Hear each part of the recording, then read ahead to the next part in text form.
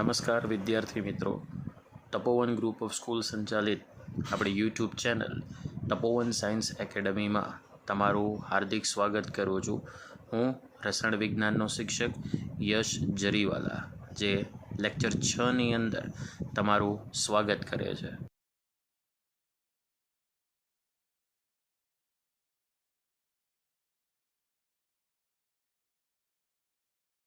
Okay મિત્રો, આપણે તદ્દન આજે એક નવા ટૉપિક ઉપર અભ્યાસ કરીશું, જેનું નામ છે દ્રાવ્યતા.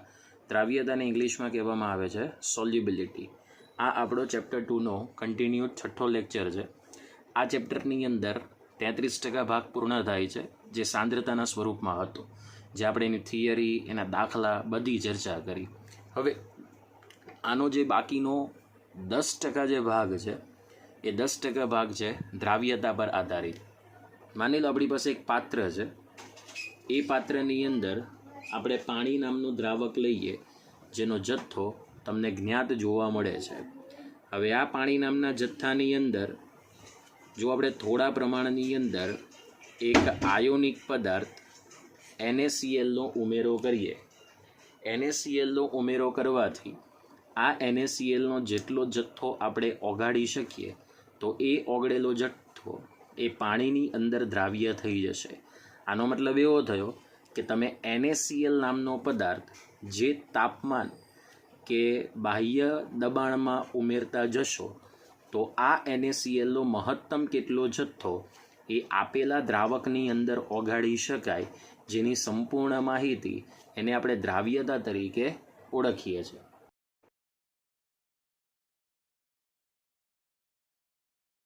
તો આવી દ્રાવ્યતાનો અભ્યાસ આપણે 3 પદાર્થ માટે કરીશું. તો સૌથી પહેલાં જે પદાર્થની તમને વાત કરવામાં આવી છે કે વાયુમય દ્રાવ્યની પ્રવાહી દ્રાવકમાં દ્રાવ્યતા.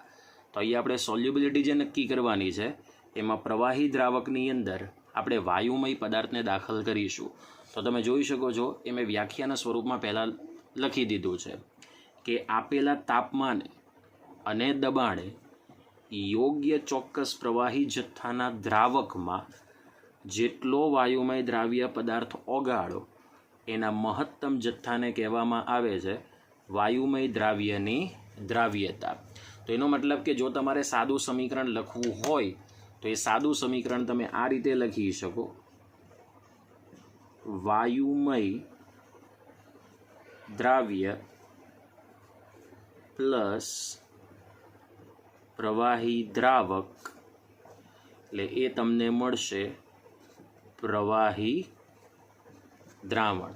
કારણ કે આપણે અગાઉ પહેલા લેક્ચરમાં જોયું છે કે દ્રાવક પ્રવાહી સ્થિતિમાં છે, એટલે જે તમને દ્રાવણની ભૌતિક અવસ્થા મળશે એ પ્રવાહી સ્વરૂપની મળશે.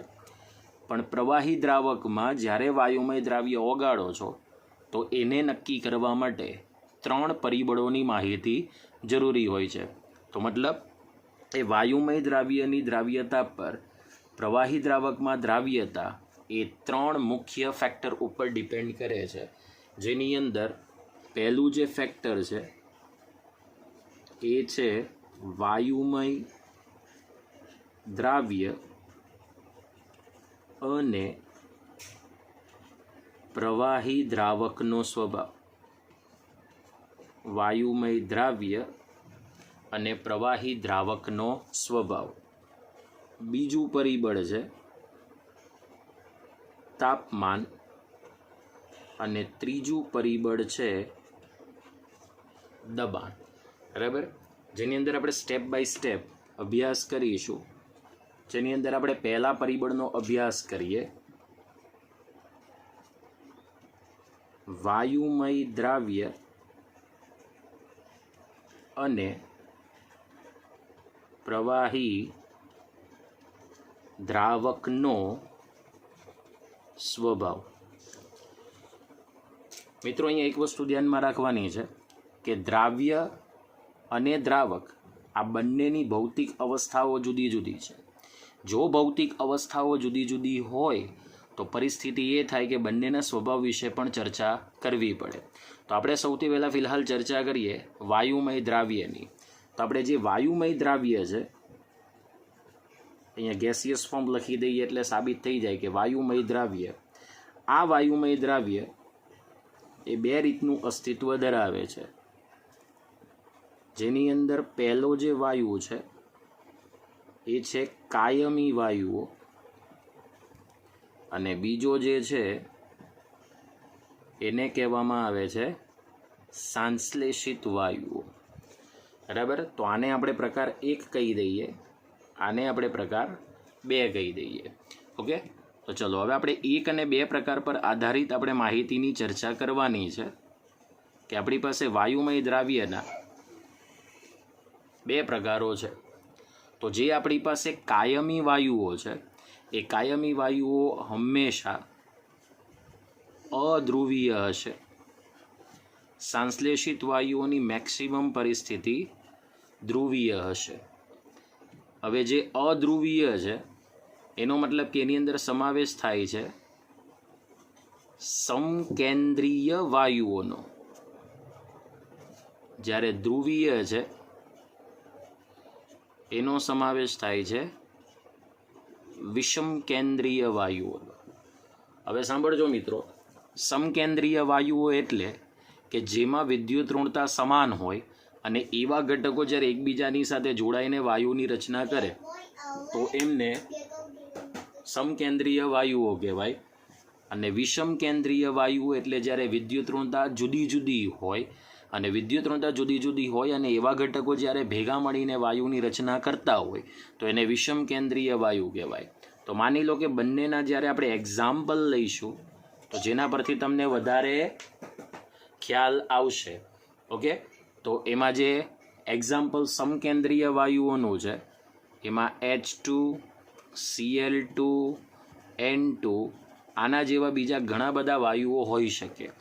વિષમકેન્દ્રીય વાયુની અંદર HCl, H2S, SO2 આના જેવા બીજા ઘણા બધા વાયુઓ હોઈ શકે.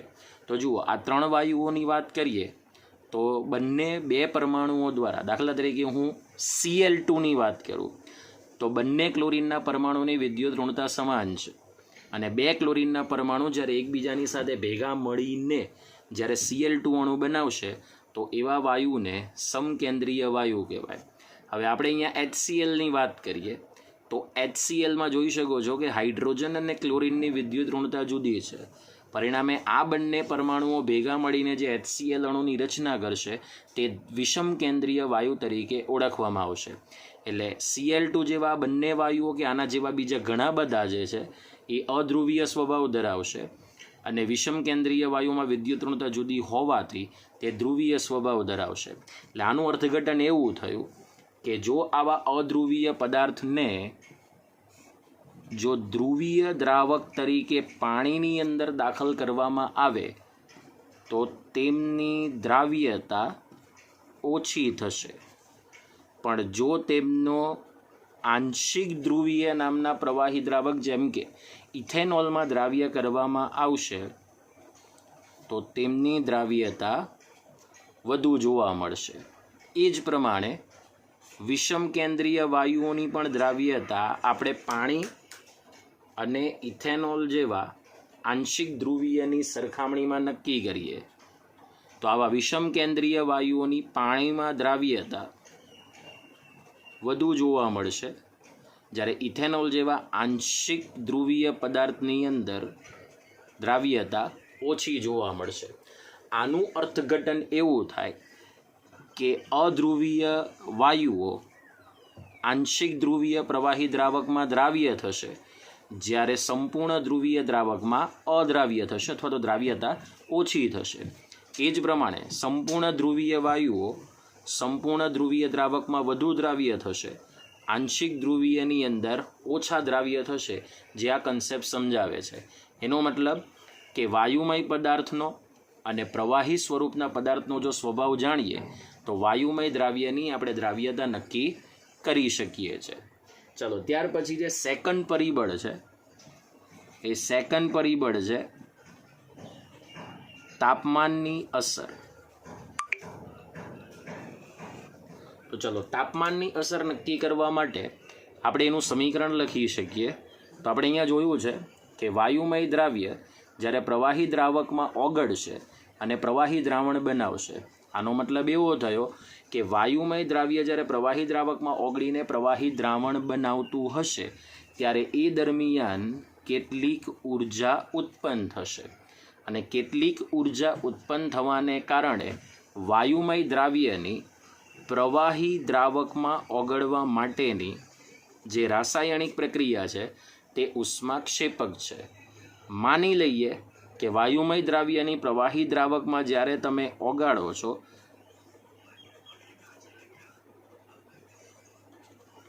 વાયુમય દ્રાવ્યને જ્યારે પ્રવાહી દ્રાવકમાં ઓગાળો છો ત્યારે આપણને સંતુલન સ્થપાયેલું જોવા મળે છે અને એ દરમિયાન કેટલા પ્રમાણમાં ઉર્જા ઉત્પન્ન થાય છે. હમણાં આપણે અગાઉ જે પ્રમાણે સમીકરણ જોયું એ પ્રમાણે ફરીથી ચર્ચા કરીએ કે વાયુમય દ્રાવ્ય જ્યારે પ્રવાહી દ્રાવકમાં ઓગળશે ત્યારે પ્રવાહી દ્રાવણ બનાવતી વખતે કેટલીક ઉર્જા ઉત્પન્ન કરશે. તમે જોઈ શકો છો કે એની જે ઓગળવાની પ્રક્રિયા છે તે સંતુલન સ્થિતિએ ઉત્પન્ન થયેલી જોવા મળે છે. સંતુલન સ્થિતિમાં ઉપરની જે પ્રણાલી છે જો એને લ શેટેલિયરના નિયમ પરથી જો આપણે સાબિત કરવાનો પ્રયત્ન કરીએ તો વાયુમય દ્રાવ્ય પદાર્થ માટે જો તાપમાન વધારવામાં આવે તો તેની દ્રાવ્યતાનું મૂલ્ય ઘટે છે. કેમ ઘટે છે? તો ઉપરના સમીકરણ પરથી જુઓ કે તાપમાન વધારશો એટલે ઉર્જા અહીંયા ઉત્પન્ન થાય છે. તાપમાન વધારશો એટલે એવા કેસની અંદર સંતુલિત પ્રક્રિયા એ પ્રતિગામી દિશામાં આગળ વધશે. પ્રતિગામી દિશામાં આગળ વધવાને કારણે જે દ્રાવ્ય પદાર્થ થયેલો જે વાયુમય પદાર્થ છે દ્રાવ્ય થયેલો વાયુમય પદાર્થ એ પાત્રમાંથી ઝડપથી શું થઈ જશે? ઉડવા માંડશે. બરાબર. દાખલા તરીકે આપણે એક એવી વાત કરીએ કે એક પાત્ર છે. બરાબર. અહીંયા આપણે દોરીને જ સમજી લઈએ કે આપણી પાસે આ એક પાત્ર છે. આ પાત્રની અંદર તમે એક ચોક્કસ પ્રમાણની અંદર કોઈ પ્રવાહી પદાર્થ લીધો છે તો આ પ્રવાહી પદાર્થને આપણે લઈ લઈએ પ્રવાહી દ્રાવક. હવે જો એની અંદર કોઈ પણ વાયુમય પદાર્થને તમે દ્રાવ્ય કરશો તો વાયુમય પદાર્થ જ્યારે દ્રાવ્ય થશે ત્યારે આ રીતે દ્રાવ્ય ન થાય એના માટે ઉપરનું પાત્ર બંધ રાખવું પડે. એકવાર પાત્ર વાયુ એડ થઈ જાય બંધ કરી દેવું. આપણે જોયું છે કે આ પ્રવાહી દ્રાવક છે અને આ પ્રવાહી દ્રાવકની અંદર જ્યારે આપણે વાયુમય પદાર્થને કોઈને પણ એડ કરી દે આપણે પાત્રને બંધ કરી દઈએ. બરાબર. તો આ સામાન્ય પરિસ્થિતિ છે. પણ જો કોઈ પાત્ર મૂકીને આ પરિસ્થિતિને જો આપણે ગરમ કરવામાં આવે તો આ વાયુમય દ્રાવ્ય એ કોર્નરમાંથી ધીમે ધીમે બંધ પાત્રમાંથી બહાર નીકળવા માંડશે. એનો મતલબ કે જેમ તાપમાન વધશે તેમ વાયુમય દ્રાવ્યની દ્રાવ્યતામાં ઘટાડો થશે. આ થઈ ગયું વાયુમય દ્રાવ્યની પ્રવાહી દ્રાવકતાની અંદર તાપમાનની અસર. હવે જે સૌથી અગત્યનો પોઈન્ટ છે એ સૌથી અગત્યનો પોઈન્ટ છે દબાણની અસર. અને આ દબાણની અસર પર આધારિત આપણે સૌથી અગત્યના નિયમની ચર્ચા કરીશું જે હેનરીના નિયમ તરીકે ઓળખાય છે. ઓકે, જેની આપણે આગળ ચર્ચા કરીશું. ચલો, દબાણની અસરમાં એવું કહે છે કે વાયુમય દ્રાવ્ય જ્યારે પ્રવાહી દ્રાવકમાં ઓગળે છે ત્યારે આ વાયુમય દ્રાવ્ય એ સપાટી ઉપર રહે છે અને સપાટી ઉપર જો પિસ્ટન મારફત જો દબાણની અંદર વધારો કરવામાં આવે તો વાયુમય દ્રાવ્યની દ્રાવ્યતા એ દ્રાવ્યતા માટે બીજો શબ્દ આપણે ઉપયોગ કરી શકીએ, સાંદ્રતામાં વધારો થાય છે. તો દબાણની અસરથી વાયુમય દ્રાવ્ય પ્રવાહી દ્રાવકની સપાટી ઉપર કેવી રીતે પોતાનો જથ્થો વધારશે તો તે આપણે એક આકૃતિ દ્વારા સમજીએ. તમે અહીંયા જુઓ છો, આપણે આકૃતિની અંદર બે પાત્રોને દર્શાવ્યા છે, જેની અંદર પહેલું પાત્ર છે એ અને બીજું પાત્ર છે બી. પાત્ર એની અંદર પાત્ર બીની અંદર આ તમને જે હદરેખા દેખાય છે તે બીકરની અંદર રહેલા પાત્ર એ અને પાત્ર બીની અંદર રહેલા જે નીચેનો ભાગ છે એ છે પ્રવાહી દ્રાવણ અને ઉપરનો ભાગ છે એ છે વાયુમય દ્રાવ્ય. હમણાં મેં કીધું કે વાયુમય દ્રાવ્ય જ્યારે પ્રવાહી દ્રાવકમાં ઓગળશે ત્યારે પ્રવાહી દ્રાવણ બનાવશે. તો એનો મતલબ કે આ પ્રવાહી દ્રાવણની જે સપાટી છે ત્યાં વાયુમય દ્રાવ્ય ઓગળેલું હશે. હવે આકૃતિમાં દર્શાવ્યા પ્રમાણે જે પાત્ર એ છે એ પાત્ર એની અંદર T1 તાપમાને અને P1 દબાણે જ્યારે પિસ્ટન ઉપર અમુક દળનો પદાર્થ મૂકીને વાયુમય દ્રાવ્ય ઉપર જ્યારે પ્રેશર આપવામાં આવે તો તે પ્રવાહી દ્રાવણની સપાટી સાથે અથડાશે અને સપાટી સાથે અથડાઈને તે ઝડપથી પ્રવાહી દ્રાવણની અંદર સમાવિષ્ટ કરશે. પણ જો હવે તાપમાન T1 રાખી પાત્ર બીની અંદર રહેલી પ્રણાલી ઉપર પિસ્ટન મારફત જો દબાણ વધારીને P2 કરવામાં આવે તો તમે જોઈ શકો છો અહીં દળયુક્ત પદાર્થો પણ તમને વધારે જોવા મળશે. તો P2 જેટલું દબાણ વધારવામાં આવે તો વાયુમય દ્રાવ્યની પ્રવાહી દ્રાવણમાં જવા માટેની અને પ્રવાહી દ્રાવણની સપાટી સાથે અથડાવવા માટેના જથ્થામાં વધારો થશે. એનો મતલબ એવો થયો કે આટલું જે એકમ કદ છે એ એકમ કદમાં વાયુમય દ્રાવ્યના અણુઓની પ્રવાહી દ્રાવણમાં જવા માટેની ક્રિયાનો વેગ વધશે. થોડા સમય બાદ એવું પણ ખબર પડશે કે પ્રવાહી દ્રાવણમાંથી કેટલાક વાયુમય દ્રાવ્યના અણુઓ એ ઉપરના ભાગ તરફ પ્રસરણ પામશે.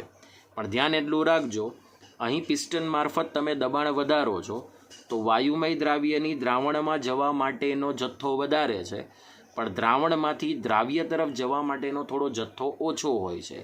જ્યારે આ બંને પરિસ્થિતિ વચ્ચે એક સરખી રીતે સંતુલન સ્થપાઈ જશે ત્યારે આ બંનેનો એકબીજાની અંદર જવા માટેનો માર્ગ અટકી જશે. આનો મતલબ એવો થયો કે વાયુમય દ્રાવ્ય જ્યારે પ્રવાહી દ્રાવકમાં ઓગળીને દ્રાવણ બનાવે ત્યારે છેલ્લે એ સંતુલન સ્થિતિ પ્રાપ્ત કરે છે. એનો મતલબ કે વાયુમય દ્રાવ્યમાંથી જે દ્રાવણ બને છે એની અંદર વાયુમય દ્રાવ્ય ભેગું થાય છે તો એ ઘટનાને આપણે કહી શકીએ સંગનન. મતલબ કે વાયુમય દ્રાવ્ય ભેગો થાય છે પણ દ્રાવણમાંથી જ્યારે વાયુમય દ્રાવ્ય બને છે તો એને આપણે કહીએ છીએ બાષ્પીભવન. શું કહીશું? બાષ્પીભવન. એટલે જે પુરોગામી પ્રક્રિયા છે એને સંગનન પ્રક્રિયા કહેવાય, જ્યારે પ્રતિગામી પ્રક્રિયા છે તો એને બાષ્પીભવન પ્રક્રિયા તરીકે ઓળખવામાં આવે. તો કન્સેપ્ટ ધ્યાન રાખજો, વાયુમય દ્રાવ્ય જ્યારે પ્રવાહી દ્રાવકમાં ઓગળે તો તાપમાન વધવાથી દ્રાવ્યતા ઘટે છે અને દબાણ વધારવાથી દ્રાવ્યતા વધે છે. તો જો તમારે તાપમાનનો સંબંધ આપવો હોય તો તાપમાન ચલે છે 1 વાયુમય દ્રાવ્યની દ્રાવ્યતા અને દબાણ માટે સંબંધ આપવો પડે દબાણ ચલે છે વાયુમય દ્રાવ્યની દ્રાવ્યતા. ઓકે, તો આ પહેલા પ્રકારની દ્રાવ્યતા થઈ ગઈ, વાયુમય દ્રાવ્યની પ્રવાહી દ્રાવકમાં દ્રાવ્યતા.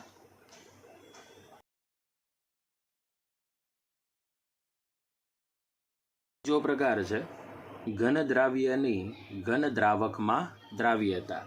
તો આપણી પાસે દ્રાવ્ય પદાર્થ છે ઘન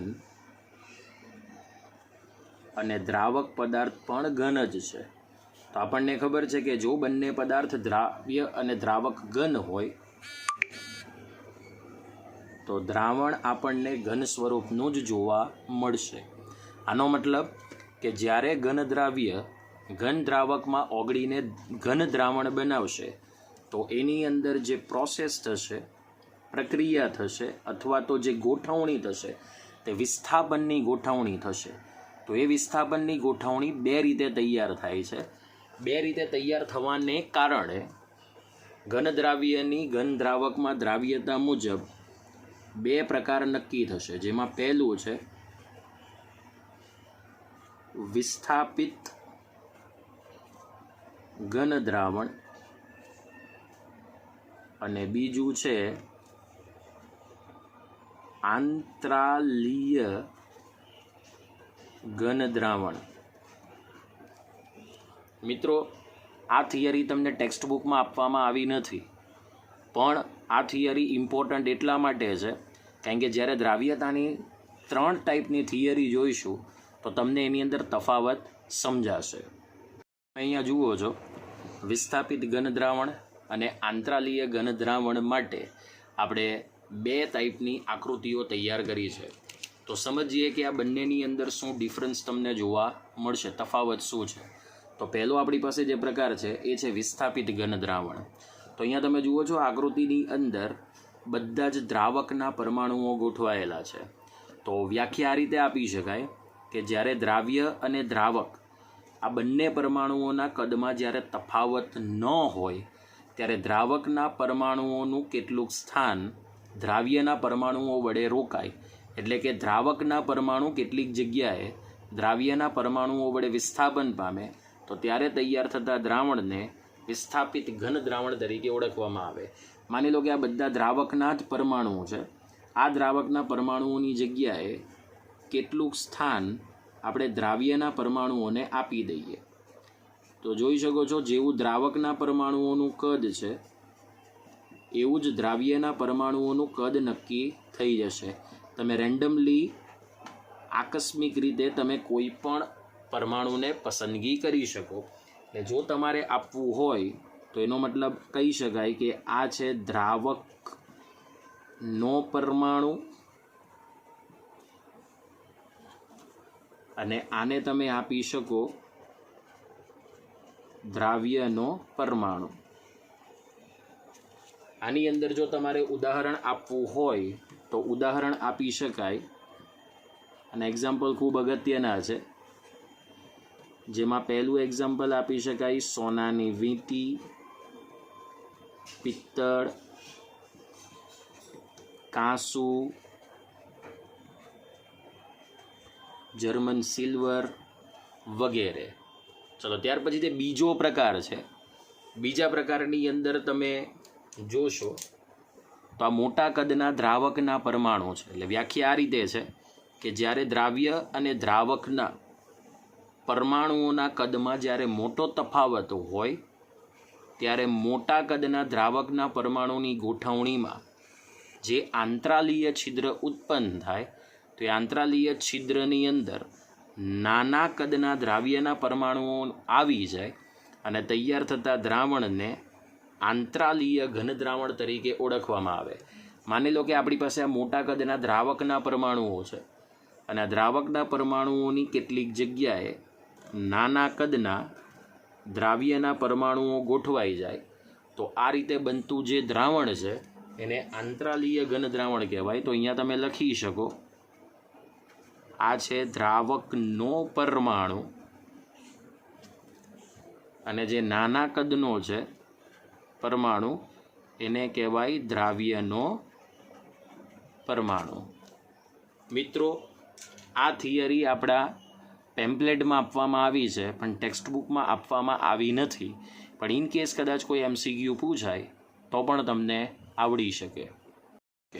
આપણે હમણાં જોયું વિસ્થાપિત ઘન દ્રાવણના ઉદાહરણ સોનાની વીંટી, પિત્તળ, કાંસુ, જર્મન સિલ્વર વગેરે. તો અહીં અત્યારે આપણે જે થિયરી જોઈ એ છે આંતરાલીય ઘન દ્રાવણ. તો આંતરાલીય ઘન દ્રાવણની અંદર એક એક્ઝામ્પલ છે ટંગસ્ટન કાર્બાઇડ, આયરન કાર્બાઇડ. હવે જુઓ, આયરન કાર્બાઇડનું તમે ગમે સૂત્ર લખી શકો છો, નિકલ કાર્બાઇડ વગેરે.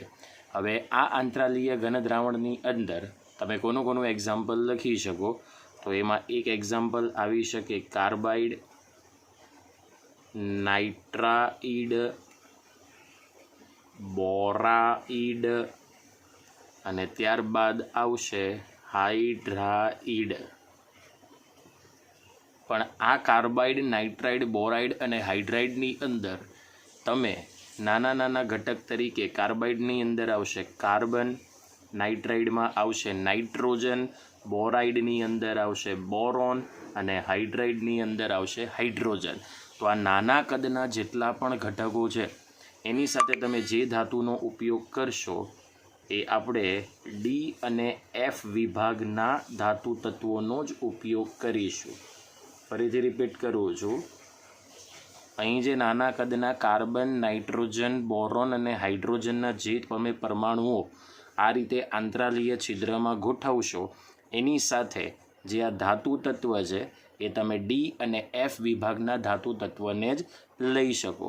એટલે જો તમારે આંતરાલીય ઘન દ્રાવણને બીજું નામ આપવું હોય તો બિન તત્વ યોગમિતીય ઘન દ્રાવણ પણ કહી શકાય.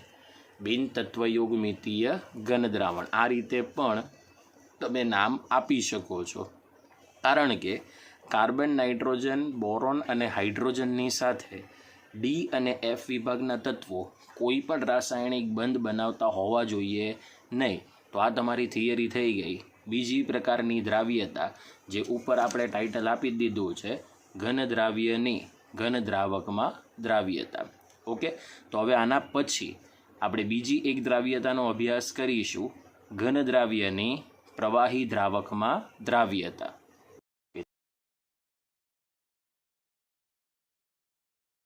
ત્રીજા પ્રકારની દ્રાવ્યતા છે ઘન દ્રાવ્યની પ્રવાહી દ્રાવકમાં દ્રાવ્યતા. ઓકે, તો માની લો કે આપણી પાસે અત્યારે હાલમાં ઘન દ્રાવ્ય પદાર્થ છે. ઘન દ્રાવ્ય પદાર્થને આપણે પ્રવાહી દ્રાવકમાં ઓગાળીએ છીએ તો અહીં આપણને જે દ્રાવણ મળશે એ મળશે પ્રવાહી દ્રાવણ. કારણ કે તમે જોઈ શકો છો દ્રાવકની ભૌતિક અવસ્થા એ પ્રવાહી છે, એટલે બનતું દ્રાવણ આપણને પ્રવાહી સ્થિતિમાં મળશે. પણ પરિસ્થિતિ એ છે કે દ્રાવ્ય અને દ્રાવક આ બંનેની ભૌતિક અવસ્થા જુદી જુદી છે. એટલે દરેક ઘન દ્રાવ્ય પદાર્થ એ બધા જ પ્રવાહી દ્રાવકમાં ઓગળતા નથી. દાખલા તરીકે આપણે વાત કરીએ તો આપણે ઘન દ્રાવ્ય પદાર્થ તરીકે ખાંડ, ગ્લુકોઝ કે પછી એક આયોનિક પદાર્થ લઈએ NaCl. તો આ ત્રણમાંથી કોઈ પણ એક પદાર્થને જો પાણી નામના દ્રાવકની અંદર ઉમેરવામાં આવે તો એ સરળતાથી દ્રાવ્ય થાય છે. પણ જો આવા ત્રણમાંથી કોઈ પણ એક પદાર્થને બેન્ઝીન કે ટોલ્યુઇન, આ ટોલ્યુઇનનું આણ્વીય સૂત્ર છે, તમને ન સમજ પડે તો એનું બંધારણીય સૂત્ર આ રીતે તમારે દોરી દેવાનું. તો બેન્ઝીન કે ટોલ્યુઇન જેવા અધ્રુવીય દ્રાવકની અંદર દ્રાવ્ય કરવામાં આવે તો તે અદ્રાવ્ય થાય છે. આનો મતલબ એવો થયો કે ખાંડ, ગ્લુકોઝ અને NaCl જેવા જે પદાર્થો છે એ સ્વભાવે ધ્રુવીય છે, તો તે ધ્રુવીય દ્રાવકની અંદર સરળતાથી દ્રાવ્ય થઈ જશે. પણ જો તેમને બિનધ્રુવીય દ્રાવકની અંદર દ્રાવ્ય કરવામાં આવે તો તે દ્રાવ્ય થતા નથી, પણ તે પાત્રના તળિયે એઝ ઇટ ઇઝ પોતાના યોગ્ય જથ્થાયુક્ત પડી રહેશે. હવે આના કરતાં આપણે થોડું ઉલટું વિચારીએ કે નેપ્થેલિન અને એન્થ્રેસિન જેવા પદાર્થને જો પાણીની અંદર દ્રાવ્ય કરવામાં આવે તો તે અદ્રાવ્ય રહેશે. પરંતુ બેન્ઝીન કે ટોલ્યુઇન જેવા દ્રાવકની અંદર દ્રાવ્ય કરવામાં આવે તો તે સરળતાથી દ્રાવ્ય થઈ જશે. આનું અર્થઘટન આના પરથી સમજી શકાય કે નેપ્થેલિન અને એન્થ્રેસિન એ બેન્ઝીન અને ટોલ્યુઇનની જેમ બિનધ્રુવીય એટલે કે અધ્રુવીય છે. આથી તે સરળતાથી દ્રાવ્ય થશે. પણ પાણી એ ધ્રુવીય હોવાથી તે પોતાની અંદર અધ્રુવીય પદાર્થને સમાવી ન શકવાને કારણે તે અદ્રાવ્ય રહેશે. એટલે જે અગાઉ આપણે દ્રાવણ બનવા માટેની લાક્ષણિકતામાં બીજો ને ત્રીજો મુદ્દો જોઈ ચૂક્યા હતા એના પરથી ખબર પડી કે ધ્રુવીય પદાર્થો ધ્રુવીય દ્રાવકમાં જ દ્રાવ્ય હોય, અધ્રુવીય પદાર્થો અધ્રુવીય દ્રાવકની અંદર જ દ્રાવ્ય બને છે. પણ પરિસ્થિતિ એ આવે કે જ્યારે કોઈ પણ ઘન દ્રાવ્ય પદાર્થને તમે કોઈ પણ પ્રવાહી દ્રાવકમાં ઓગાળવાનો પ્રયત્ન કરતા હશો ત્યારે એની અંદર ઘણી બધી પરિસ્થિતિઓ તમારે અંદર મેન્શન કરવી પડે છે. દાખલા તરીકે આપણે એક પાત્ર લઈએ એ પાત્રની અંદર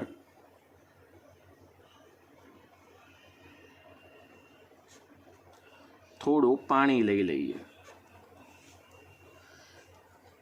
થોડુંક યોગ્ય જથ્થામાં પાણી લઈ લીધા બાદ તેની અંદર યોગ્ય તાપમાન અને દ્રાવ્યતા પ્રમાણે આપણે ખાંડનો જથ્થો ઉમેરતા જઈએ. ધીમે ધીમે આપણે ખાંડનો જથ્થો ઉમેરતા જઈએ અને ચમચીની મદદથી જ્યારે પાણી અને ખાંડના અણુઓની અથડામણ વ્યવસ્થિત રીતે એક જ દિશામાં કરતા જઈએ તો શરૂઆતની અંદર એવું થશે કે ખાંડ એ તેના યોગ્ય જથ્થા પ્રમાણે ઓગળી જશે. બરાબર. તો જ્યારે ખાંડ તેની દ્રાવ્યતા પ્રમાણે પાણીની અંદર ઓગળી જાય તો એ ઘટનાને કહેવામાં આવે છે વિલયન. શું કહેવામાં આવે છે? વિલયન. બરાબર. પણ અમુક સમય એવો આવે કે જે ખાંડનું દ્રાવણ બને છે એમાંથી થોડા સમય બાદ ખાંડના અણુઓ એ પાત્રના તળિયે તમને જમા થયેલા જોવા મળશે. આનો મતલબ એવો થયો કે જેટલા ખાંડના અણુઓ પાણીની અંદર દ્રાવ્ય થશે એમાંથી કેટલાક સમય બાદ થોડા ખાંડના અણુઓ એ ખાંડના દ્રાવણની અંદર રૂપાંતરણ થશે. મતલબ કે અમુક સમય બાદ વધારાની ખાંડ તમને પાત્રના તળિયે જમા થઈ ગયેલી દેખાશે. તો એ જે રિવર્સ ઘટના છે એને આપણે સ્ફટિકીકરણ કહીશું. એટલે સ્ફટિકીકરણ એટલે એવી ઘટના કે જેની અંદર બિનદ્રાવ્ય થયેલો ઘનદ્રાવ્ય પદાર્થ અને એની સાથે સંપર્કમાં રહેલું પ્રવાહી દ્રાવણ જેને આપણે સ્ફટિકીકરણ ઘટના તરીકે કહી શકીએ. અને જ્યારે સ્ફટિકીકરણ ઘટના અનુભવાય ત્યારે એ દ્રાવણ છે કે જેની અંદર વધારે ઘનદ્રાવ્ય પદાર્થો ઓગાળી ન શકાય એને કહેવામાં આવે સંતૃપ્ત દ્રાવણ. બરાબર. સંતૃપ્ત દ્રાવણ એટલે સેચ્યુરેટેડ સોલ્યુશન કહેવાય. કયું સોલ્યુશન કહેવામાં આવશે? Saturated solution. પણ જો તમે હજી પણ દ્રાવણની અંદર વધારે પ્રમાણમાં ખાંડ ઉમેરતા જઈને જેટલો દ્રાવ્ય પદાર્થ ઓગળવાનો હોય એટલો વધારાનો જો ઓગાળી શકાય તો એને કહેવામાં આવે છે અસંતૃપ્ત દ્રાવણ. કેવું દ્રાવણ કહેવામાં આવે છે? અસંતૃપ્ત દ્રાવણ. સાદી ભાષામાં સમજવાનું, વધારે દ્રાવ્ય પદાર્થ ન ઓગાળી શકાય અને ખાંડ જેવો ઘનદ્રાવ્ય પદાર્થ નીચે બેસી જાય તો એને કહેવામાં આવે સંતૃપ્ત દ્રાવણ. પણ જો જ્યાં સુધી ખાંડ ઓગળતી જાય અને ઓગળિયાત કરતી હોય તો તેને કહેવામાં આવે અસંતૃપ્ત દ્રાવણ. તો એક બીજી ભાષા એવી કહી શકાય જે આપણી ટેમ્પલેટમાં આપેલી છે કે સંતૃપ્ત દ્રાવણ એટલે ઓગળ્યા વિનાનો ઘનદ્રાવ્ય પદાર્થ અને તેની સાથે સંતુલન સ્થિતિએ રહેલું પ્રવાહી દ્રાવણ. આ બંનેને કહેવામાં આવે એક જ પરિસ્થિતિને સંતૃપ્ત દ્રાવણ. ફરી રિપીટ કરું છું. સંતૃપ્ત દ્રાવણ એટલે ઓગળ્યા વગરનો ઘનદ્રાવ્ય પદાર્થ અને તેની સાથે સંતુલન સ્થિતિએ રહેલું પ્રવાહી દ્રાવણ. એ પરિસ્થિતિને કહેવામાં આવે છે સંતૃપ્ત દ્રાવણ. તો એના પરથી આ પહેલું પરિબળ નક્કી થયું કે જો દ્રાવ્ય અને દ્રાવકની ભૌતિક અવસ્થા જુદી જુદી હોય તો તમારે દ્રાવ્ય અને દ્રાવક આ બંનેનો તમારે સ્વભાવ જાણવો પડે. હવે ઘન દ્રાવ્યની પ્રવાહી દ્રાવકમાં દ્રાવ્યતા માટે જે બીજું પરિબળ છે એ છે તાપમાનની અસર, ઇફેક્ટ ઓફ ટેમ્પરેચર. તમે જુઓ છો કે ઘનદ્રાવ્ય પદાર્થ જ્યારે પ્રવાહી દ્રાવકમાં ઓગળીને દ્રાવણ બનાવે છે ત્યારે તમે જુઓ છો સંતુલન સ્થિતિની અવસ્થા ઉત્પન્ન થાય છે. આ સંતુલન સ્થિતિને જો આપણે લો શેટેલિયરના સિદ્ધાંત પ્રમાણે સમજવાનો પ્રયત્ન કરીએ જે ઓલરેડી 11 સાયન્સમાં આવી ચૂક્યો છે તો લો શેટેલિયરના સિદ્ધાંત મુજબ પહેલી પરિસ્થિતિ, જો આ પ્રક્રિયા ઉષ્મા શોષક હોય તો તાપમાન વધારવામાં આવે તો ઘન દ્રાવ્યની દ્રાવ્યતા વધે છે.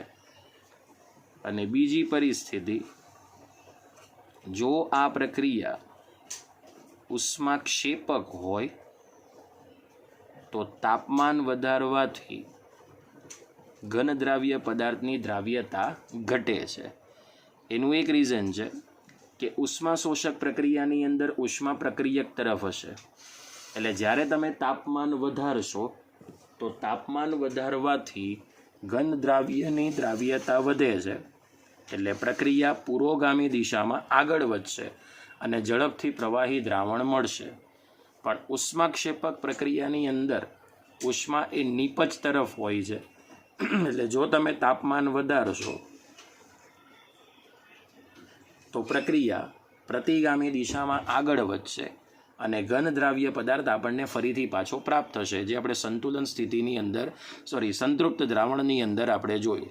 એટલે જો તમારે ઉષ્માક્ષેપક પ્રક્રિયામાં ઘન દ્રાવ્ય પદાર્થની દ્રાવ્યતા વધારવી હોય તો તાપમાન ઘટાડવું પડે, તો ઘન દ્રાવ્યની દ્રાવ્યતા વધી જાય છે. કે ત્યાર પછીનું જે પરિબળ છે એ છે દબાણની અસર. હવે દબાણની અસર તમારે આ બંને દ્રાવ્ય પદાર્થને લાગુ પાડવાની છે, પણ એ પરિસ્થિતિ જોવા મળતી નથી, કારણ કે દ્રાવ્ય ઘન સ્થિતિમાં છે, દ્રાવક પ્રવાહી સ્થિતિમાં છે. આ બંને પદાર્થો ઉપર જો દબાણ લગાડવામાં આવે તો તેઓ અસંકોચનનો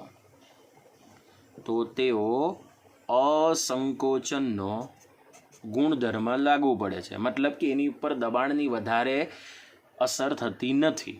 એટલે અહીં રહેલા ઘન દ્રાવ્ય પદાર્થ અને પ્રવાહી દ્રાવક એ દબાણથી કેવા રહે છે? સ્વતંત્ર રહે છે. પણ જો પ્રવાહી દ્રાવકની અંદર વાયુમય દ્રાવ્ય હોય તો વાયુમય દ્રાવ્ય ઉપર દબાણની અસર થાય છે. આથી એ દબાણની અસર આપણે આગળના લેક્ચરની અંદર જોયું, બરાબર, કે આગળના ટોપિકમાં જોયું કે વાયુમય દ્રાવ્ય ઉપર જો પિસ્ટન મારફત યોગ્ય દળયુક્ત જથ્થો મૂકીને દબાણ વધારવામાં આવે તો વાયુમય દ્રાવ્યની પ્રવાહી દ્રાવકમાં દ્રાવ્ય થવાની ક્ષમતા વધે અને એ દ્રાવણની સપાટી ઉપર વધુ પ્રમાણની અંદર જમા થાય છે. તો આ વાત ધ્યાનમાં રાખજો કે ઘન દ્રાવ્ય પદાર્થ જ્યારે પ્રવાહી દ્રાવકમાં ઓગળશે તો દ્રાવ્ય પણ ઘન છે, દ્રાવક પ્રવાહી છે, તો બંને અસંકોચનનો ગુણધર્મ ધરાવતા હોવાથી તેઓ દબાણથી કેવા સાબિત થાય છે? સ્વતંત્ર. એટલે ઘન દ્રાવ્યની દ્રાવ્યતા ઉપર દબાણની કોઈ અસર થતી નથી. ઓકે, તો આ થઈ ગયો આપણો દ્રાવ્યતાનો ટોપિક, જેમાં પહેલી દ્રાવ્યતા હતી વાયુમય દ્રાવ્યની પ્રવાહી દ્રાવકમાં દ્રાવ્યતા, બીજી હતી ઘન દ્રાવ્યની ઘન દ્રાવકમાં દ્રાવ્યતા, અને ત્રીજી અત્યારે આપણે જોઈ ઘન દ્રાવ્યની પ્રવાહી દ્રાવકમાં દ્રાવ્યતા.